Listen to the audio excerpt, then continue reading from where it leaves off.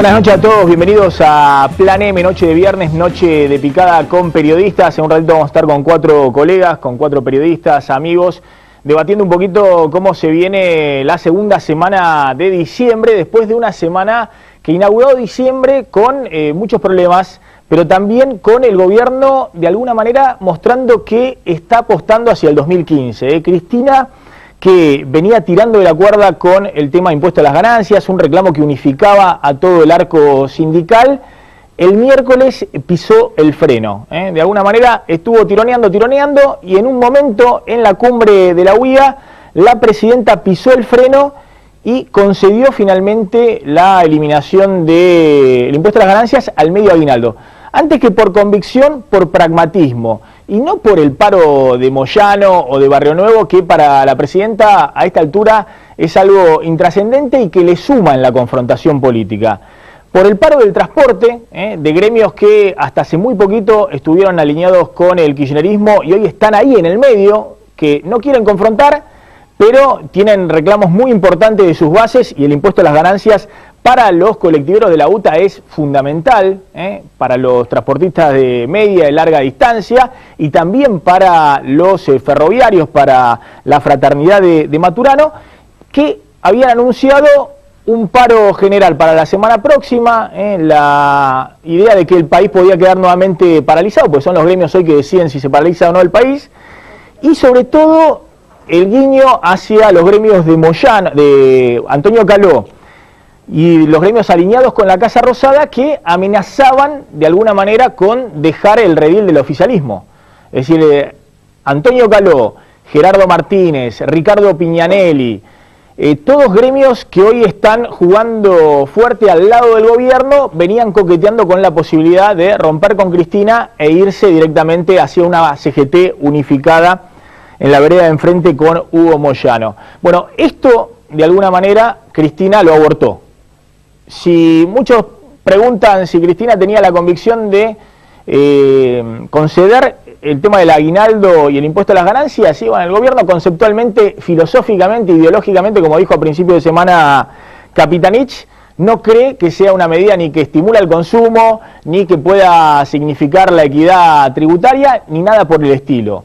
Pero prefirió apostar a esto para garantizar un diciembre lo más tranquilo posible.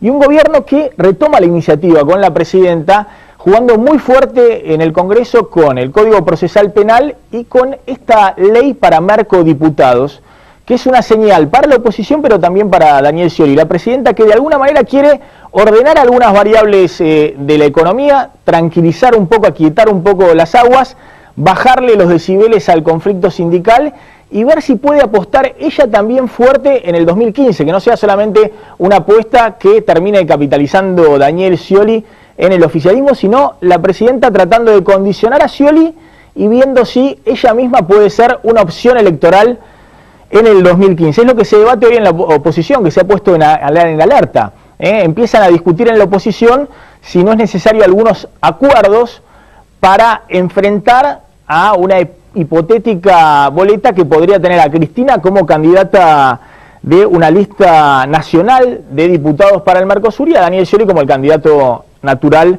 a presidente del espacio del Frente para la Victoria. En ese contexto, lo que se está discutiendo hoy en la economía, y en un ratito lo vamos a charlar más en extenso con Néstor Sibona, el economista económico del diario La Nación, es si la presidenta logra, con las medidas que también se han tomado esta semana, no solamente aquietar el dólar, sino empezar a aprovechar la enorme cantidad de dólares que hay en el mundo. Si el gobierno se aviva de que la reactivación económica necesita financiamiento de dólares, y esos dólares están a la vuelta de la esquina. Dio una señal ya esta semana el gobierno cuando anunció el canje del BOE en 2015, un canje en el día de ayer, el canje de 3.000 millones de dólares para aliviar los vencimientos del 2015 y en todo caso pasarle el problema a las próximas administraciones, pero para de alguna manera conseguir dólares que fortalezcan las reservas y puedan liberar dólares para el resto del funcionamiento de la economía. Y ver si el gobierno, sin ordenar demasiado las cosas en la economía y en todo caso dejar los temas de fondo para el que venga, sea Scioli, sea Massa, sea Macri, si puede aprovechar ese ingreso de dólares para conseguir una reactivación o por lo menos una recuperación o por lo menos que la economía deje de caer. Es decir, que la economía salga de este estado recesivo en un año 2014 que ha conjugado los dos problemas más graves que puede tener una economía, que es altísima inflación y recesión, caída del nivel de actividad. En este contexto, muchos se preguntan si la discusión económica pasa por ajuste o no ajuste, o políticas neoliberales, o más intervencionismo estatal, o más mercado. Una discusión que hoy planteó Kicillof desde el punto de vista de la discusión pública y que inicialmente empezó en la UIA, ¿no? En la conferencia industrial. Y la discusión tal vez hoy no sea esa. Hoy tal vez la discusión es lo que yo contaba el otro día, planteó Miguel Bain, el economista hoy estrella de Scioli, es decir, el economista de lo que es la apuesta fuerte del oficialismo o de parte del peronismo, o lo de que el propio Miguel Bain llama el justiciolismo, es decir, el justicialismo alineado detrás de Daniel Scioli. ¿Cuál es esa apuesta? ¿En qué coinciden Scioli, Massa, Macri y también el Frente UNE? ¿Son las políticas neoliberales? ¿Es la mayor intervención estatal? ¿Es el desarrollismo? ¿Es el liberalismo? No, es tratar de ordenar algunas variables básicas de la economía para después que cada uno defina qué quiere hacer.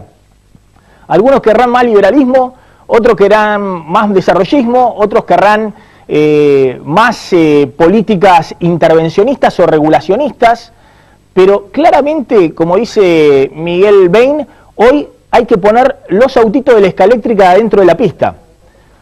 En los últimos 3 años, Moreno primero, Kicillof después, Mercedes Marcó el Pont, la propia Cristina, con muchos errores de política económica, tiraron los autitos en todo lado. Están los autitos de la política económica tirados en la cocina, tirados en el living, tirados en el comedor.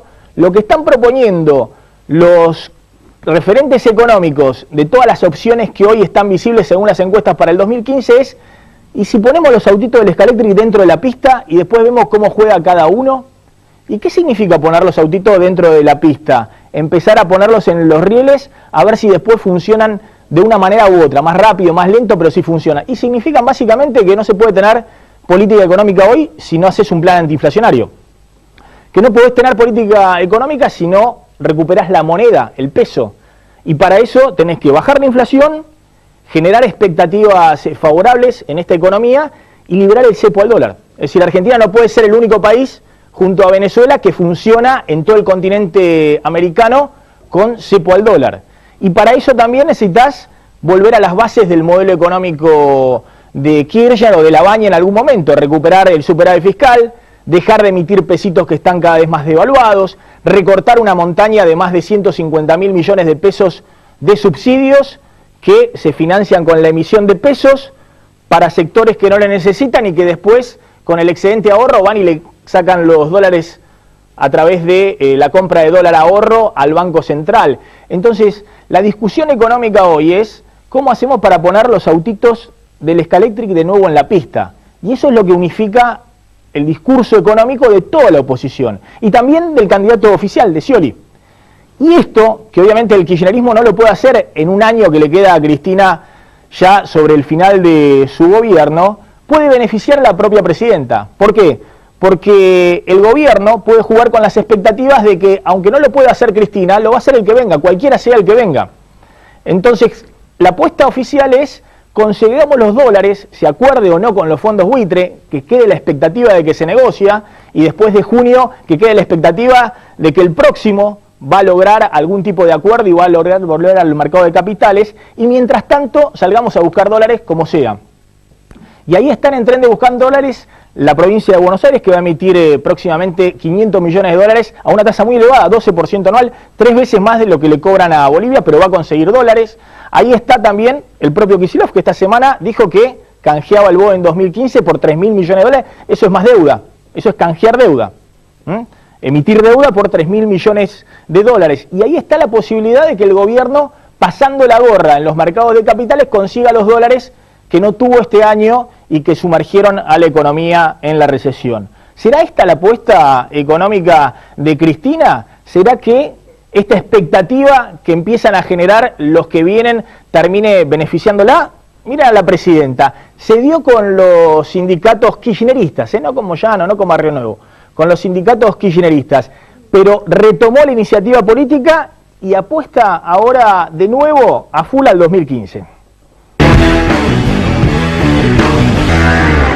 10 días después de su reaparición pública, Cristina Fernández volvió a ocupar el centro de la escena con iniciativas políticas. Antes de viajar a Ecuador para la cumbre de UNASUR, la presidenta ordenó bajarle el sueldo a Claudio Bonadío, el magistrado que investiga qué hay detrás de su hotel en el Calafate. Pero además repartió indicaciones para mantener activa a su tropa con proyectos y movilizaciones. El Frente para la Victoria quiere aprobar en el Congreso una ley para que los mercodiputados sean electos en los comicios presidenciales de octubre de 2015. La idea pertenece al peronista Jorge Landó y al camporista Andrés Cuervo Larroque. Aunque tiene el aval oficial, la Casa Rosada salió a desmentir que el objetivo del proyecto fuera conseguir fueros para la presidenta. No se necesita, en todo caso, esta ley para que la presidenta, si decidiese ser candidata a diputada nacional, podría ser candidata a diputada nacional perfectamente. De manera que no inventen, no mientan todo el tiempo. La verdad es que no se puede pretender asociar una iniciativa legislativa con una pretensión de inmunidad. La candidatura de Cristina como parlamentaria del Mercosur ya recibió el respaldo de Daniel Scioli, que cada día se muestra más alineado con el oficialismo. La presidenta no solamente tiene su liderazgo y su conducción política en nuestro país, sino que también es una líder internacional. Antes de que termine el año legislativo, el kirchnerismo quiere sancionar además la reforma del Código Procesal Penal y la Ley de Telecomunicaciones. La próxima jugada del gobierno será un acto de apoyo a la presidenta en Plaza de Mayo, con la consigna ni buitres ni caranchos. Después del alivio que generó en el frente gremial la exhibición del medio aguinaldo del impuesto a las ganancias, el desafío real está en el terreno económico, en el que se jugarán las elecciones presidenciales. La recesión, la caída del consumo y la inflación persistente se combinaron en un momento en el que Axel Kicillof no encuentra instrumentos para reactivar la economía. Bien, ya estamos aquí en la mesa, en la picada con periodistas este viernes por la noche con Romina Mangel, periodista y amiga, especialista en temas judiciales, hoy en Vorterix y columnista del Diario La Nación. Gracias por venir, por favor, Romina. No tengo ningún plan mejor para los viernes. No, Fernando Amato, columnista político de CN23, bueno, Radio Splendid y editor de Caras y Caretas.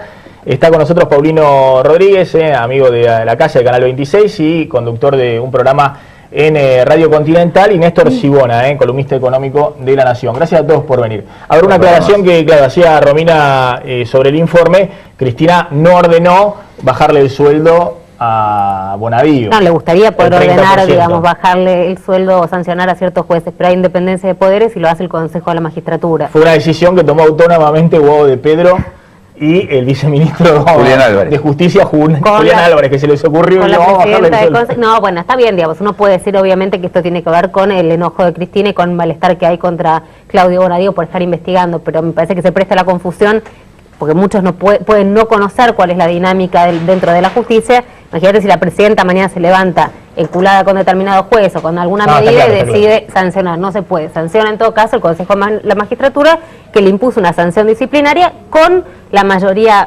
oficialista respaldándolo. Y la oposición de, bueno, los consejeros de la oposición. A ver, vamos a eso, ¿no? Pues no es infantil, digamos, la reacción del kirchnerismo con Bonadío, y en todo caso te pregunto, Romina, hoy cualquier juez se le anima. Yo sé que Bonadío tiene buena prensa, es decir, que hay muchos periodistas que o tienen buena relación con Bonadío o tira data, pero Bonadío es un juez, como dice el kirchnerismo ahora, que viene de la década del 90, que estaba en la servilleta que decía Cavallo le había mostrado Corach, y que en muchos casos no investigó causas que eran urticantes para el kirchnerismo, por ejemplo la de los secretarios privados de la presidenta, que son muchachos que han hecho mucha plata, fortuna. Sí, pero ni el kirchnerismo ni el periodismo descubrió a Bonadío hoy, digamos. Pero por eso lo que tiene que preguntarse uno es si los muchachos, los secretarios privados de la presidenta han hecho esa fortuna, pues son tipos realmente emprendedores, o si han utilizado su cercanía al poder. Pero digo, Bonadío no lo sobreselló, es decir, y ahora el kirchnerismo se le tira encima porque está investigando algo que uno se pregunta si otro juez no tendría que haber investigado mucho antes, que es la posible comisión del delito de lavado de dinero entre el rey de la obra pública en Santa Cruz, Lázaro Báez, y las empresas hoteleras de la De presidenta. hecho, hay otras causas. Julián Ercolini, por ejemplo, tiene una causa muy importante donde se investiga la cartelización de la obra pública en Santa Cruz y donde está investigando hace tiempo, digamos, no hay novedades de esa causa, a Lázaro Báez. Me parece que vos analizabas diciembre, y este es el diciembre más caliente que yo recuerdo, sobre todo en el ámbito judicial. Pero hay una teoría que es muy peligrosa, que es esta teoría del escudo que esgrime el gobierno, ¿no? Julián Álvarez, secretario de Justicia, es el hombre fuerte en el Ministerio de Justicia, dice, bueno, hay jueces que están buscando escudarse. ¿Por qué? Investigan al gobierno con cualquier excusa, dice en este caso Julián Álvarez, y lo digo porque lo dice públicamente, y cuando lo denunciamos en el Consejo de la Magistratura salen a victimizarse al estilo Campagnoli, de hecho lo llaman la gran Campagnoli, para decir, me persiguen porque yo investigo al gobierno. Ahora, yo creo que es peligrosa porque quien se está escudando también es el gobierno, porque cualquier juez que mañana investigue al gobierno, para cualquiera va a ser un juez que está buscando protección, y entonces ¿quién tiene la protección final? El propio gobierno, que ante cualquier duda no es una investigación legítima, sino una forma de resguardar cierto poder. Y en esto me parece que en esta gran interna, en esta guerra de guerrillas que se armó en tribunales, entre los de justicia legítima, los que resisten, donde mucho tiene que ver el código, porque hay ciertos sectores de la justicia que entienden que este código lo único que busca es sacarle poder justamente a los jueces y pasárselo a los fiscales. Me parece que en un punto terminan ganando, perdemos todos, pero ¿sabes por qué? Porque no se termina de entender cualquier denuncia de lo mismo, porque hoy una denuncia en tribunales, ¿qué legitimidad tiene? Vos entendés si es parte de una operación o si efectivamente mañana cualquiera, vos denunciás con pruebas fehacientes que se choreó, no sé, medio, no quiero decir ningún ministerio en particular ni ningún organismo para no tener un problema, y es fácil salir a decir que se trató de una operación política. Pero esa es la intención en última instancia del gobierno, de mezclar que hay denuncias por todos lados y que todo es lo mismo. Bueno, de hecho lo acaban de citar al ministro de Justicia, Julio Alás, por una causa de aerolíneas. Ojo, ministro de Justicia. Sí, lo ha hecho un juez federal que no lo conozco. Marcelo Martínez de Giorgi. Sí, pero tengo entendido que es un juez que no ha sido un juez que se ha tirado contra el gobierno, ni mucho menos. No. Que cuando le preguntaban qué tal está el clima, levantaba el teléfono y preguntaba para salir a declarar, y lo llamó indagatoria al ministro de Justicia. Sí. Evidentemente hay una rebelión de los jueces que antes callaban y que ahora investigan. Digo, el gobierno no quiere mezclar todo, digamos, la causa de la presidenta con Lázaro Báez. Yo no puedo entender cómo la presidenta no ha salido a explicar y a desmentir la información que hay periodística de publicación. Ese es el punto. Bonadío, si tiene algo, tiene que investigar, y hay un fiscal que tiene que requerir, y hay una cámara que tiene que confirmar, porque tampoco es tan fácil levantarte loquito, que muchos hoy pintan al loquito Bonadío, al pistolero. Tampoco es tan fácil, digo, me parece importante que entiendan lentarte y decir, ¿sabes qué? Yo te allano, te reviento, porque se supone que, digamos, que tendría que haber como una gran conspiración que acompañe todo esto. Ahora, parece que corren por carriles distintos y ahí es donde el gobierno busca mezclar. Hay un ilícito, hay algo para denunciar, yo creo que van a requerir por lavado en cualquier momento, que esta irregularidad de la IGJ es una cuestión menor. Pero la confusión presta a esto, son todas operaciones políticas, no me sirve, estamos hablando de la presidenta de la nación que tiene acciones, digamos, en una sociedad que maneja un hotel y donde hay enorme cantidad de sospechas. Eso corre, digamos, por un carril paralelo a lo que sea Claudio Bonadío o a la, digamos, interpretación que uno pueda tener de cómo se manejó la justicia hasta ahora Claudio Bonadío. Yo creo que la sacó barata además con la sanción, la sacó bien barata, porque pensaba que tenía dos causas, que lo podía mandar a juicio político. Pero estamos hablando causas de la década del 90, si hubiese querido el kirchnerismo estos 11 años, Bonadío y Ollarvide no eran más jueces hace 4 años, hace 5 años, hace 2 años cuando querían, los empaquetaban y los tiraban por la borda. Lo que pasa es que no los han querido desplazar porque han sido funcionales al kirchnerismo. Ahora que Bonadío dice, bueno, no sé cuáles son las motivaciones de Bonadío. Evidentemente Bonadío sabe jugar. Motivaciones del fuero federal para responder como ahora, la causa hay que investigarla o no hay que investigarla, lo que hay que preguntarse. Ahora, más allá de la guerra entre, yo lo llamo la familia judicial y justicia legítima que existe y se están tirando con expedientes, eso está clarísimo. Lo que nadie te va a poder discutir es que la actuación de Bonadío en la causa Tandanori y en la causa de Grupo Yoma fue súper irregular. ¿Y por qué esperaron, como dice Maxi, que esté a punto de prescribir? A punto de prescribir la tuvieron que tratar porque prescribían. 3 años en el Consejo de la Magistratura prácticamente no pudo funcionar porque había un empate. No, pero siempre había desnivelación. De todas maneras. No había. Se estuvo paralizado 3 años el Consejo. No, pero sigue habiendo ese desempate. No le da los números para el sur. Bueno, sí le dio para la sanción. Pero lo tuvo por que eso tratar. se lo sancionó. Pero el kirchnerismo tenía este problema. Mirá, con lo que vos decías, el kirchnerismo tenía este problema con Bonadío ahora y estas dos causas. O cerraban porque prescribían, porque no podían hacer nada, porque se acordaron ahora de que esas causas estaban ahí, o las sacaban barata porque saben, bueno, lo sancionamos, también se puede mirar al revés. Perdón, ¿por qué hay 6 miembros del Consejo de la Magistratura que lo salvaron a Bonadío cuando todos sabemos que la causa Tandanori y la causa del Grupo Yoma fueron absolutamente irregulares? Vamos a verla una cosa. Bonadío tendría que haber ido el procedimiento de juicio político cuando sobresee a los secretarios privados de la presidenta y lo hace rápidamente y sobresee. Bueno, ¿y por qué lo salvan entonces los otros 6 consejeros de la oposición? ¿Ahora? Claro. Y porque, a ver, para el bien de la Argentina, para el bien de la Argentina, ya digo, para el bien de Cristina también, digo, para la honestidad y la transparencia de la presidenta, destituir a un juez. Imagínate el bochorno internacional de destituir a un juez que está investigando a la presidenta. Ayer la presidenta el otro día en la conferencia dijo, los jueces en la Argentina pueden hacer cualquier cosa, llevan para un lado, fallan para el otro, hacen un desastre, ustedes no pueden tener idea de dónde pueden fallar los jueces, diciendo que Argentina es un país bananero que tiene jueces que son todos una verdad. Y muy probablemente tenga razón, pero ella ha sido responsable de tener estos jueces bananeros. Eso atenta contra la estabilidad económica, contra la seguridad, contra un montón de cosas. Sí. Yo viéndolo de afuera, porque la verdad que no me considero una especialidad judicial, me parece que esto forma parte de una estrategia que si te denuncian, vos devolves una denuncia. Y cada vez que hay un caso grave, forma parte de esa estrategia la famosa anécdota o historia de que cómo esconder un elefante llenando a los elefantes.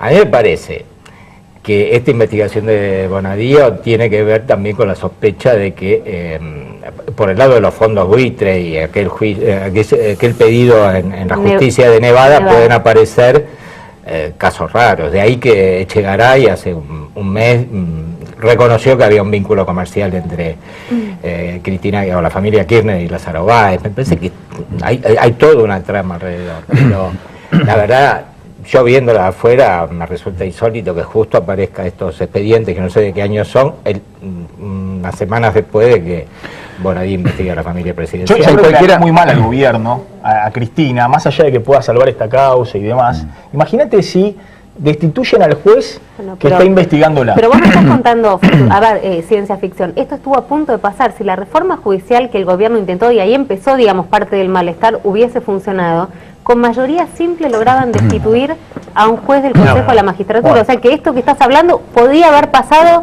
pero así finito la rozó, Yo creo, Maxi, que en cualquiera de los casos, en la Argentina hace tiempo que discutimos quién dice las cosas y no qué cosas se dicen, o quién publica tal o cual cosa y no qué cosa se publica. Y esto me parece que es un poco lo mismo, digamos. ¿Quién va a denunciar a la presidenta? ¿El oficialista o el opositor? El opositor. ¿Quién va a denunciar a Macri en la ciudad? ¿Quién de hecho denuncia a Macri en la ciudad? La oposición.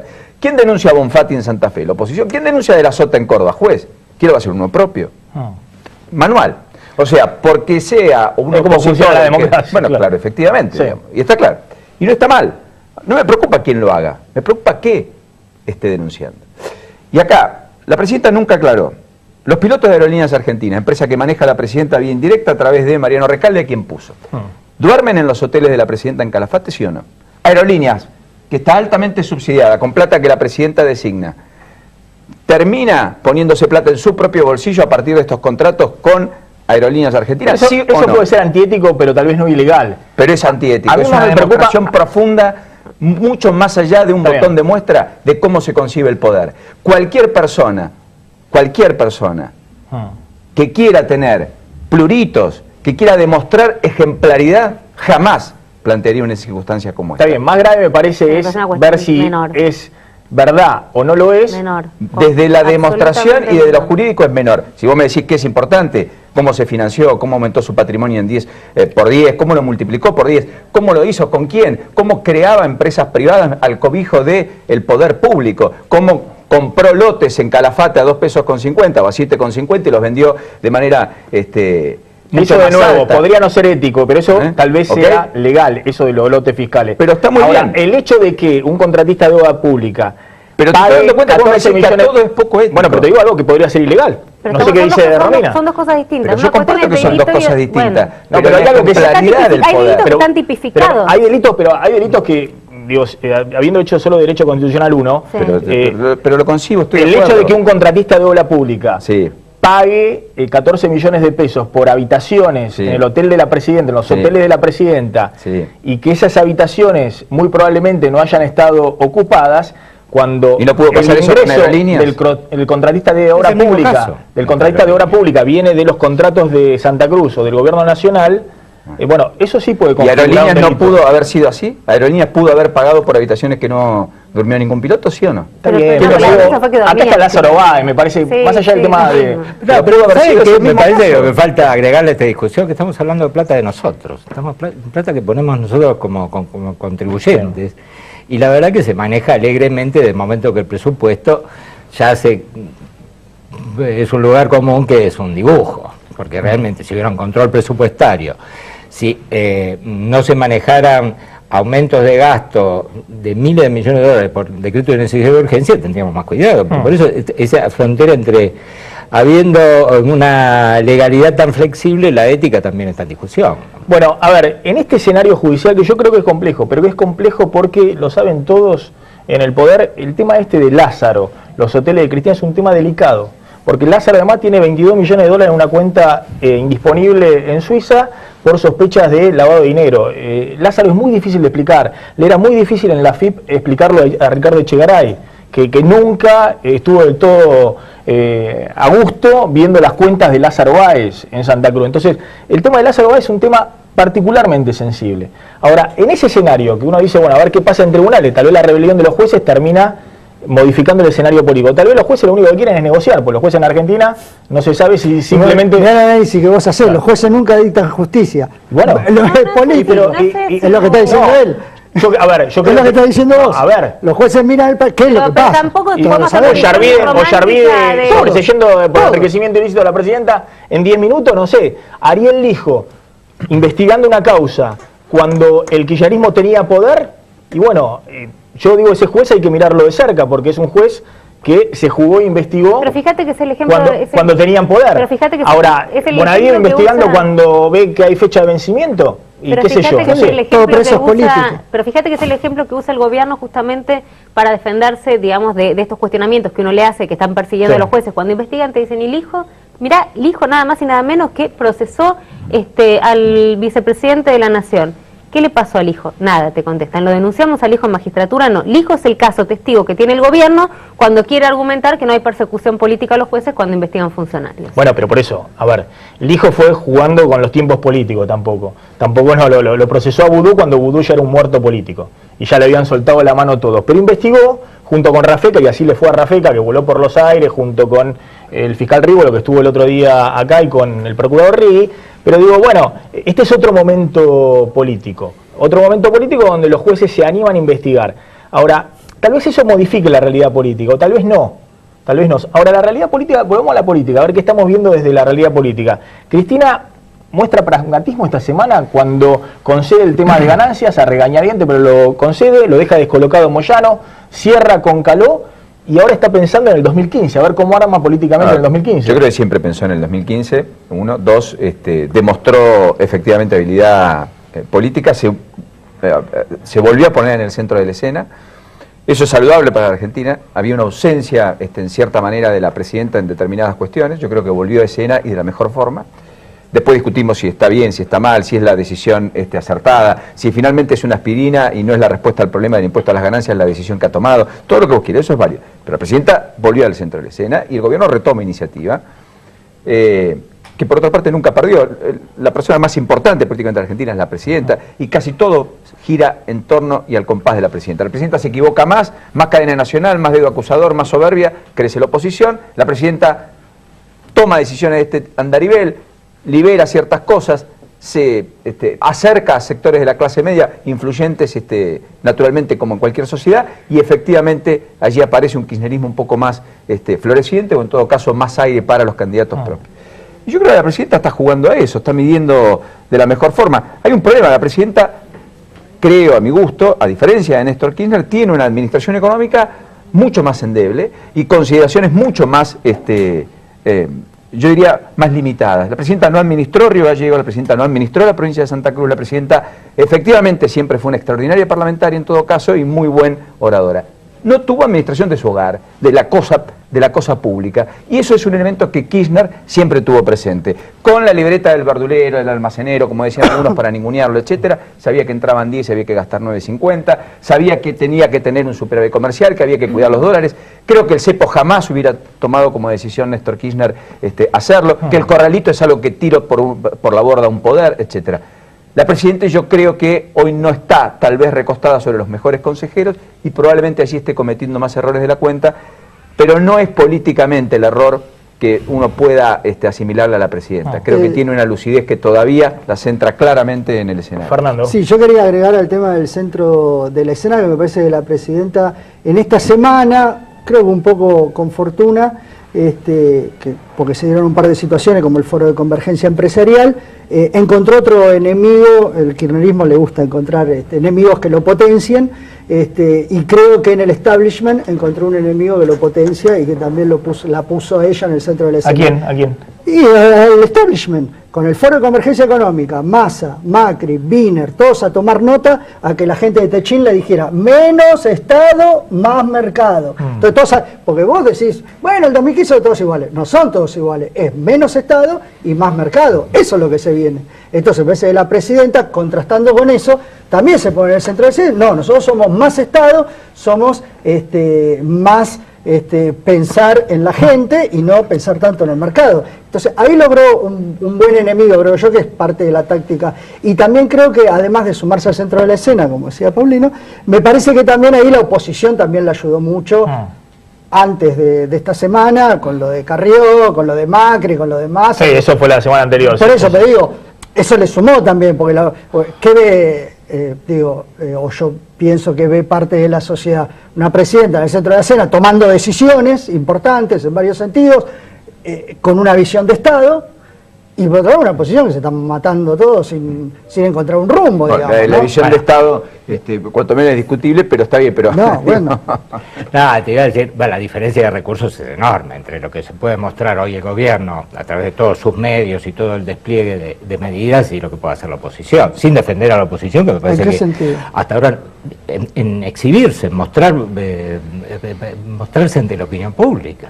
Ahora, los principales medios están con la oposición, La Nación, Clarín, todos los grandes medios están con la oposición. Ahora, respecto, lo dijo Carrió, hablemos un poquito respecto al lo más importante te nombré, TN, Radio Mil, ¿cuánto gasta el gobierno 13? en una cantidad de medios financiados por nosotros? Con eso nos jodamos.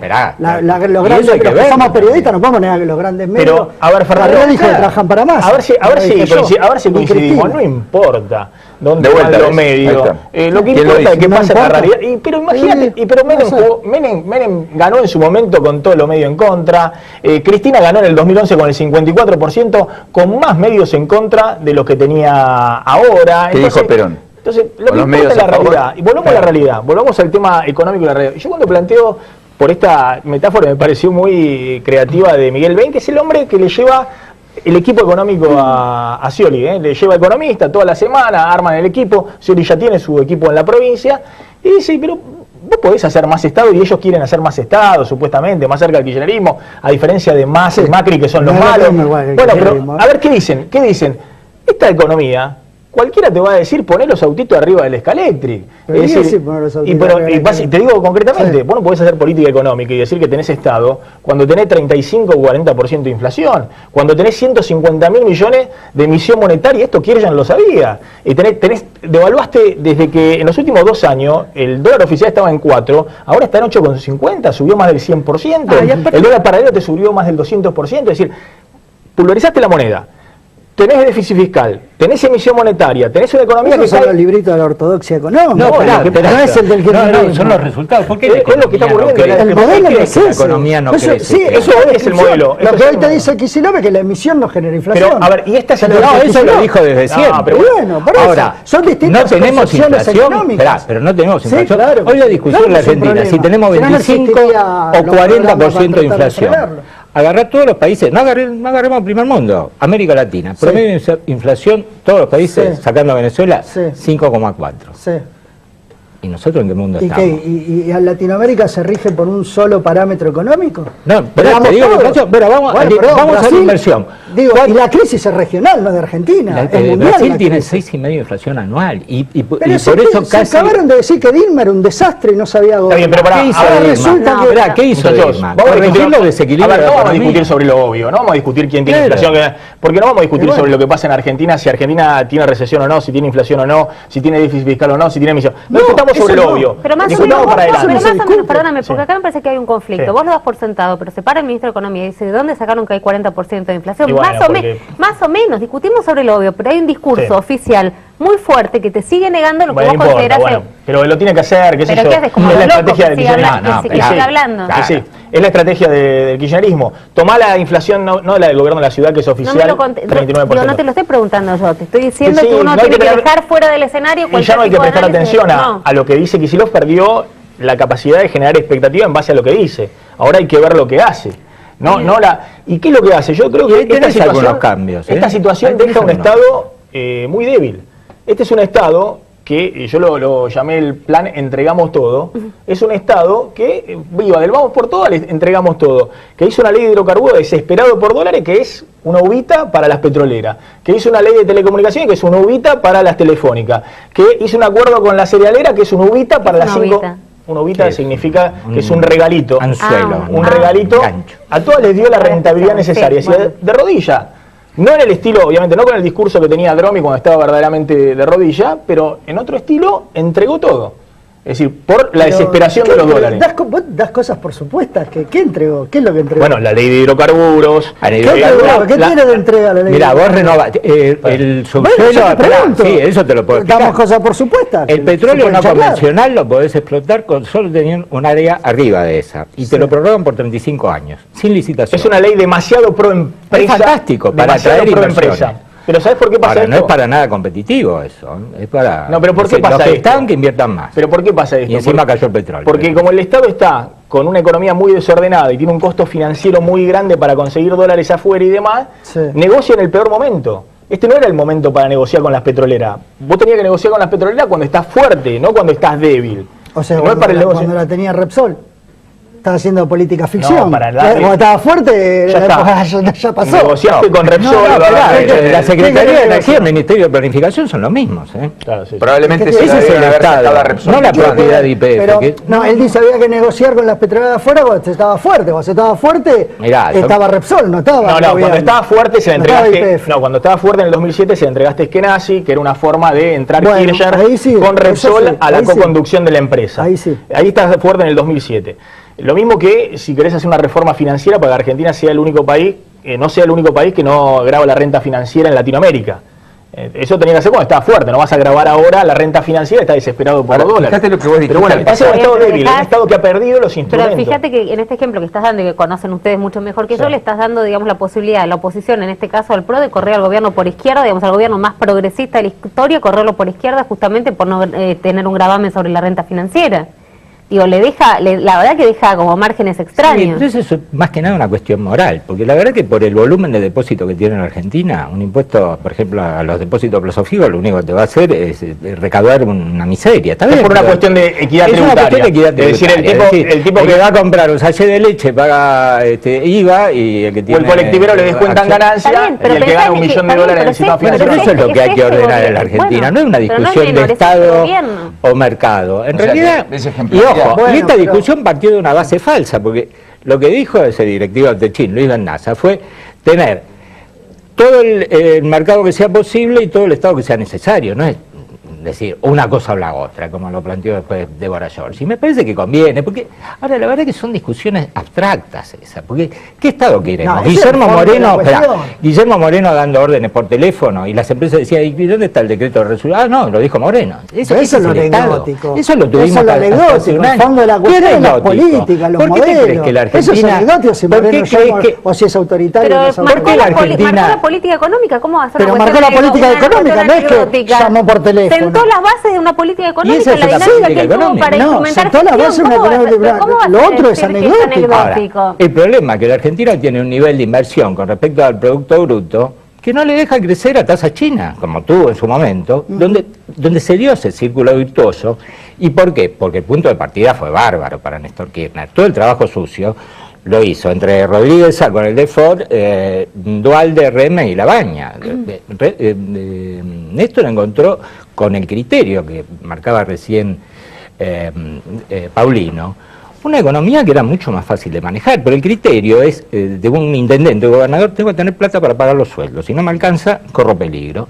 Y Kirchner se manejaba efectivamente, me consta de haber hablado con secretarios de Hacienda. Falta el criterio político que tenía Kirchner para manejar esa plata. Bueno, no, las dos cosas son. Que los sectores ortodoxos no hubieran estado para nada de acuerdo en cómo usaba la plata Néstor Kirchner. Ahora hubo un modelo que hoy yo creo que es muy difícil sostenerlo, que era sacarle recursos a los sectores que tienen ventajas comparativas, la agroindustria, para pasárselo a una industria de consumo que cuanto más se consumía, más dólares llega. Ojo, si batimos récord de producción de autos, estamos usando dólares que la Argentina no tiene. Si se venden más electrodomésticos, hoy faltan dólares, y por eso viene el cepo y por eso la economía hoy no crece. No es una cuestión de discusión ideológica. Bueno, con lo cual hubo falta de planificación. Ahora, bueno, y no hablemos de la energía. Bueno, si usás el aire acondicionado no te... Pero es falta de planificación, una crisis internacional que estamos negando. ¿Cómo que no hay crisis internacional? No, pero es falta de planificación. Pero la crisis internacional no le pega a la Argentina. Que Brasil nos deja de comprar autos, no nos afecta. El problema de Brasil y de Argentina, no es la crisis internacional. Pero ¿y a Brasil por qué no te que vos regales durante 10 años la electricidad subsidiada, cuando tenés que importar gas para después producir esa electricidad? La verdad que yo creo que se lo damos a un chico de 10 años, te dice, no, ojo, que si este recurso falta, no lo regalemos. La dejamos picando para el próximo bloque. Sí, efectivamente. Perdón por la vehemencia. A veces me entusiasma algún rumbo para, insisto, no para reformular la economía, pero para por lo menos dejar atrás la recesión el año que viene. Y si hay la posibilidad de que Cristina integre la boleta en el 2015 con este tema de los marcodiputados que también se ha discutido esta semana en el Congreso. Yo eso se te apostaría ya, que sí. Gracias a la Tiberina, al resto de Cucina Italiana, por esta riquísima picada. No han comido nada, chicos. Podés probar, esperando la pausa. Acelerada. Podés probar las exquisitas pastas por las noches en la Tiberina. Un lugar para degustar los genuinos sabores italianos, ideal para reunirse en estas fiestas con amigos o familia. En Palermo, Hollywood, Fitzroy, 1855. Llama para reservas al 4771-7333, 4771-7333. Tanda muy cortita y volvemos, no te vayas.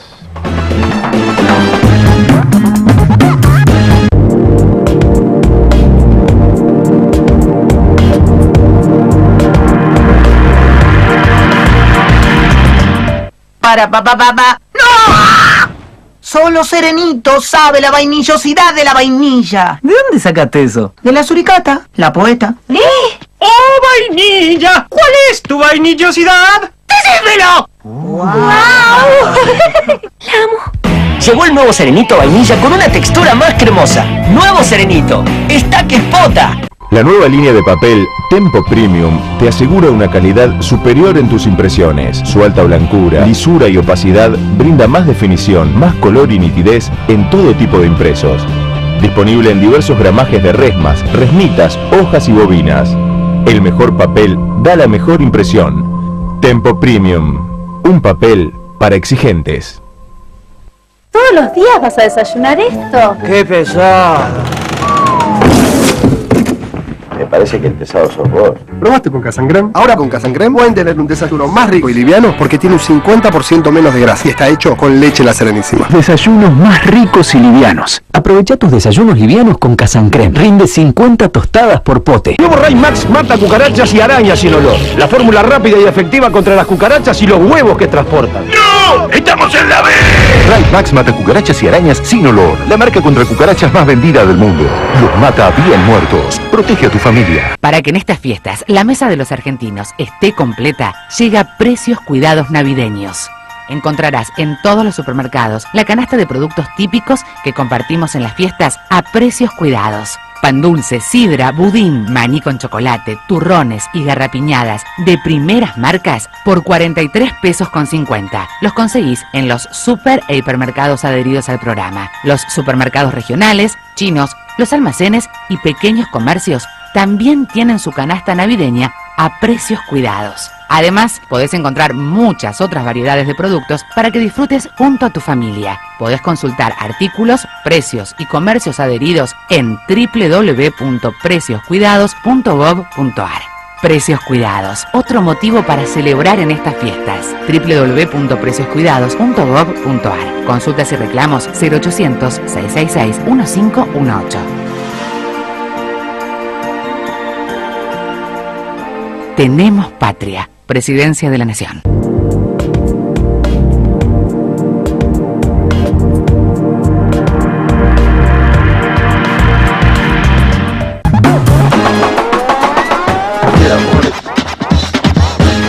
Me quedé acá con el quesito en la mano. Sí, no importa, seguimos degustando la picadita de la tiberina. A ver, uno de los replays de la semana, cuando Cristina dice que no la van a hacer pelear con los trabajadores, ¿no? Después de haber bardeado no solamente a Moyano y a Barrio Nuevo, sino fundamentalmente a sus aliados gremialistas. Bueno, Cristina, después de anunciar el medio aguinaldo sin ganancias en la cumbre empresaria de la UIA, decía esto.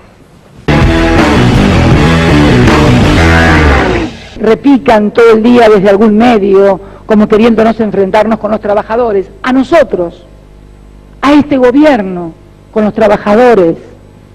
¿Pero dónde estaban esos que hoy hablan de los trabajadores en la década de los 90? ¿Dónde estaban esos dirigentes sindicales en la época de los 90, cuando la gente la echaban como perro en la calle, donde no había trabajo, donde no había convención colectiva de trabajo, donde no había salario mínimo vital y móvil, donde se había decretado que se fijaba unilateralmente el salario? ¿Dónde estaban todos ellos? A nosotros. ¿No vienen a decir que somos un gobierno que no le importa a los trabajadores? Repican todo el día desde algún medio, como queriéndonos enfrentarnos con los trabajadores. A nosotros, a este gobierno, con los trabajadores. Bueno, ahí estaba Cristina, ¿no? Que pisó el freno verdaderamente y reunificó, digamos, su alianza gremial. El único que creo que estaba allá en la vereda de enfrente, además de Pablo Michel y Hugo Yasky, era Hugo Moyano, digamos. Después todos los gordos de la CGT, que hoy están en la CGT de Antonio Galó o están más cerca del gobierno, estaban todos ahí al lado de Menem. A ver, el otro punto que hablamos, y de la crisis financiera internacional o los problemas domésticos, el replay de Kicillof, que justamente habla de que el problema es la recesión mundial y que Argentina desde acá no puede reactivar a la economía mundial. Me parece que hay una intencionalidad de instalar un clima de crisis en la Argentina, que ni lo muestra el EMI, ni lo muestran los privados cuando le sacan automotriz, ni lo muestran los balances, que son también los privados, o sea que nadie lo muestra. Que hay problemas en el sector automotriz, que puede haber dificultades en otros sectores, indudablemente. Que cuando el mundo está estancado en mediocridad, cuando Brasil decía que iba a crecer 2 y crece 0, cuando tiene toda la inestabilidad de todo aquello que ocurrió en Brasil este año, evidentemente no va a ser el mejor año de la Argentina, y no es que estoy quitándole responsabilidades a las cosas que pasaron adentro del país. Estoy diciendo simplemente factores sobre los que no podemos trabajar. Al revés, sobre lo que no se hizo en el país somos responsables. Sobre lo que pasó afuera, la verdad que mucho no podíamos hacer. Reactivar la economía mundial está más allá de las fuerzas de este gobierno. Me parece que hay una intencionalidad de instalar un clima de crisis en la Argentina. A ver, el discurso el problema hoy es la economía mundial que golpeó muy fuerte en el 2009 y fue causante de la recesión del 2009. Hoy es un discurso político. Ahora el gobierno necesita que el año 2015 la economía, más allá de las responsabilidades, si son problemas domésticos o la economía mundial, esté nuevamente creciendo. Y la pregunta es si logra reencauzar algunas variables para que la economía vuelva a crecer, ¿no? Yo creo que vos lo decías en el arranque, el cambio de expectativa fruto del nuevo gobierno, por cualquiera de las opciones que se supone juega a favor. Va a jugarle a favor en el segundo semestre del año próximo, que es justamente el semestre en el cual se vota. Ahora, cuidado, tampoco hay que caer solo pura y exclusivamente ahí. Ahora, es verdad algo, me parece, y ustedes saben mucho más que yo en esto de economía. Nosotros tenemos una crisis con dólares, cuando hay 300.000 millones de dólares de argentinos bajo el colchón, fuera del sistema financiero o en la caja de seguridad. 300.000 millones, más de 10 veces el conjunto de reservas, que ni siquiera son líquidas, del Banco Central en la Argentina hoy. La verdad, francamente, para llegar a una crisis con esa tamaña cantidad de dólares en poder de argentinos, ya ni siquiera inversiones extranjeros, institucionales, esa inversión extranjera que Argentina no logró captar, no logró capitalizar, estuvo al margen, afuera, exenta, y que hoy no tiene casi relevancia en América Latina cuando éramos éramos integrantes de los 2 o 3 países que más inversiones extranjeras directas Exenta captamos. no, corresponsable. No, que no tenemos, no llegan. Bueno, lo que digo es, pero por alguna razón. ¿cuántas cosas domésticas deben estar sucediendo para que nosotros tengamos una crisis con el dólar? Paulino, en los 90 no pararon de llegar inversión extranjera y fundieron el país. ¿De qué estamos hablando? Pero eso depende de la política económica. Bueno, claro, obvio. La inversión extranjera per se. En la época de Néstor Kirchner también entraron. Pero por eso digo, sacar la inversión extranjera para que el argentino no traiga el dólar. Ese es mi problema. Pero el problema, claro, es ¿por qué el argentino no pone el dólar? Pero está claro, Paulino. Pero bueno, pero no tenés, ¿cuántas cosas malas tienen que estar pasando? Al no tener estabilidad en la moneda, y por eso la discusión de la inflación yo creo que es central. A veces, quien tiene capacidad de ahorro se vaya al dólar o compre hace algo de capitales y pone la cuentita en el HSBC. Bueno, pero digo, cuando hablamos del gobierno, hablemos también, pasó en el foro de convergencia empresaria, donde estaban todos los empresarios, Mañeto en primera fila, y la plata que se fuga al exterior en la cuenta del HSBC, porque se consiguió un listado que en todo el mundo es un escándalo eso, no solo acá, en todo España, Gran Bretaña, Alemania, Italia, todo el mundo es un escándalo. Mirá, o sea, los empresarios se llevan la platita afuera, hacen fuga y fraude fiscal. Eso no me justifica que algún funcionario haga lo mismo. No, pero nunca se habla. Y eso hay que investigarlo y ir a fondo. Pero nunca se habla. Si yo me compro el discurso que en 4.000 cuentas hay 4.000 evasores, tal vez sí, pero te recuerdo que hasta hace un poquito más de 3 años. El 10% de las reservas. Se fue, pero la fuga de capitales de Argentina fue fenomenal en esta década, 80.000 millones de dólares más o menos. Lo que hay que preguntarse por qué. No ocurrió en la época de Néstor Kirchner. Ocurrió a partir de 2007-2008 en adelante. El último año de Kirchner ya empezó pero no en la magnitud que tuvo en el primer gobierno de Cristina y el segundo.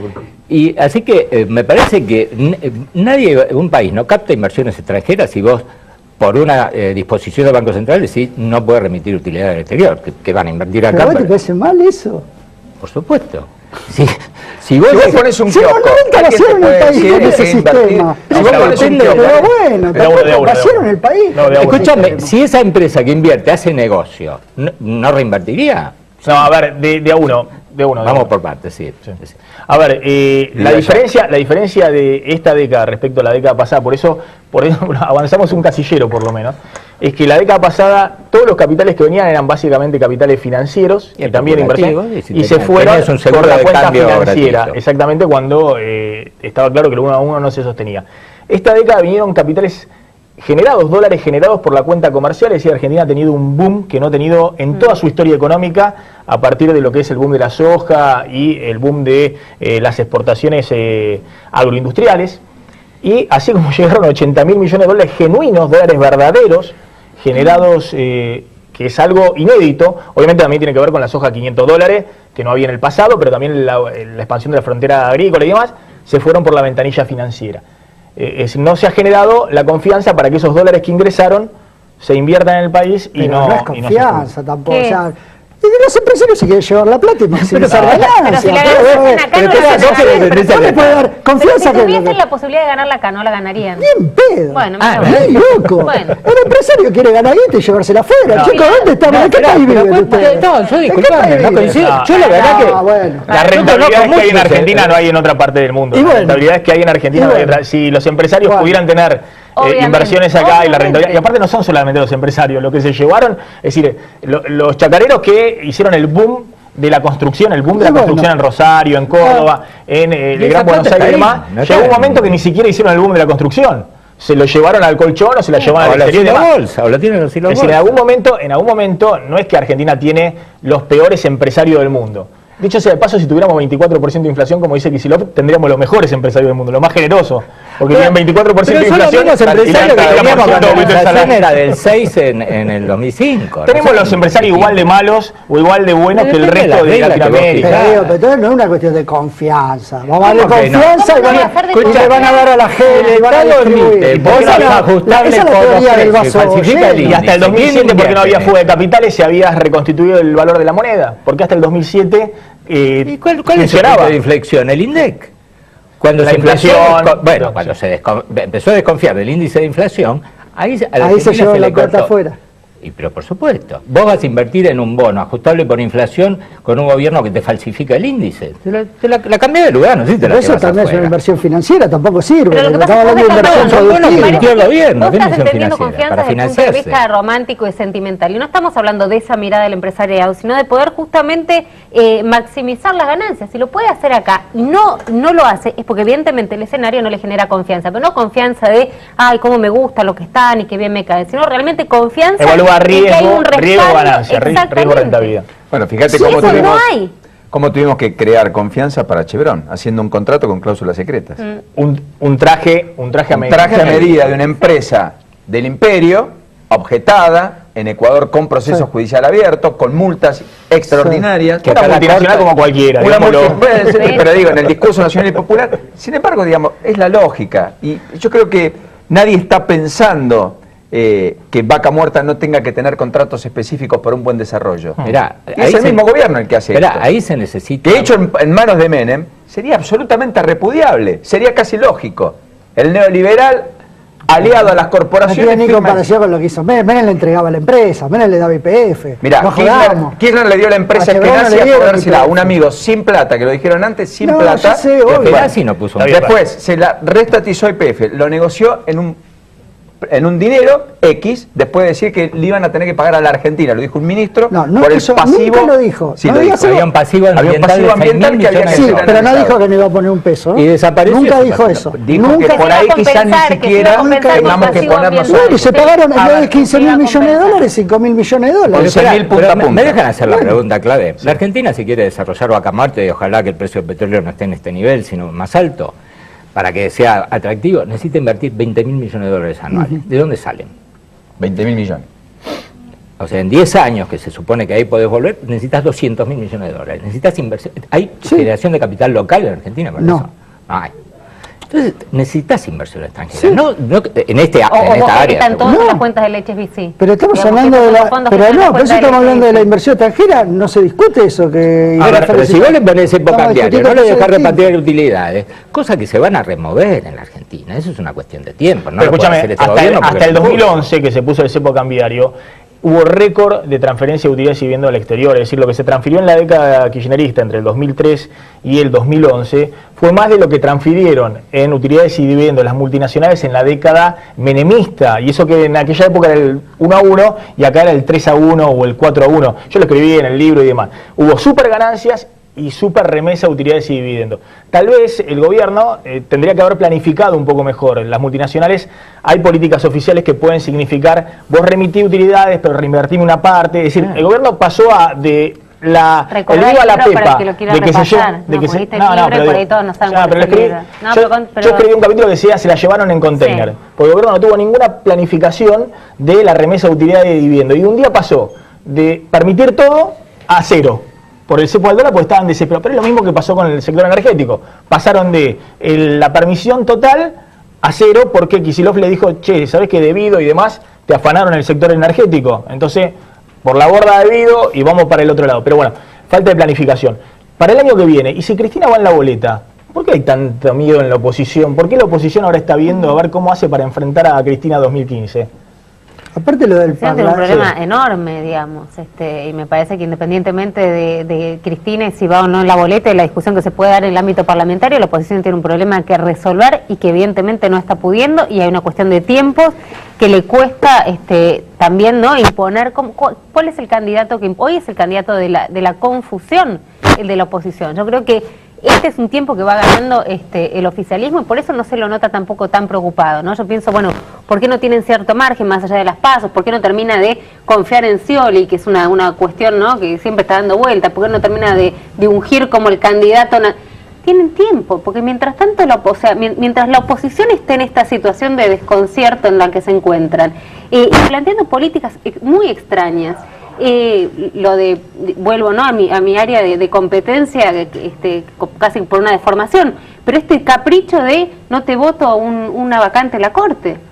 La verdad que eso genera, me parece que no logra ningún tipo de empatía con el electorado, porque tampoco se entiende. ¿No te gusta este gobierno? Bueno, hay un montón de formas legales que vos tenés y que tienen que ver con la política partidaria para enfrentarlo. Ahora, ponerte como un chico de sala de 13 y decir, no te voto, no te voto aunque sea Gil Lavedra, la verdad es que no se entiende, porque la Corte tiene que funcionar, porque la Corte... ¿Puede funcionar con 4 o no?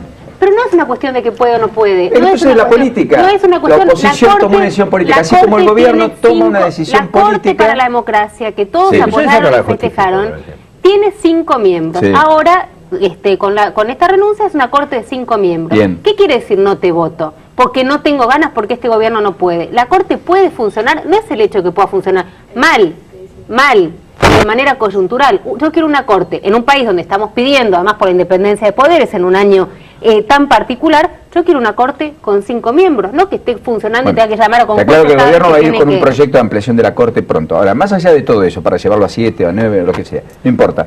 Más allá de eso, yo creo que es una jugada política de la oposición. Como también es una jugada política de la presidenta, hacer una elección que no es necesario ni indispensable, ni mucho menos la de los mercodiputados, porque hay tiempo hasta el 2020 para eso, porque además no tiene casi atribuciones. Hasta el 2020. Claro. El mercodiputado suena raro. Son los diputados al Mercosur, al Parlamento, al Mercosur, al Parlasur, que hoy tiene funciones acotadísimas, endebles, casi de ñoquis, de aquellos que lo integran, se reúnen una vez por mes y no toman grandes resoluciones porque no tienen efectos prácticos. Más allá de eso, es una jugada de habilidad política extraordinaria, donde la presidenta no está fallando tanto. ¿Quiere aparecer en la boleta? ¿Vos estás convencido de eso?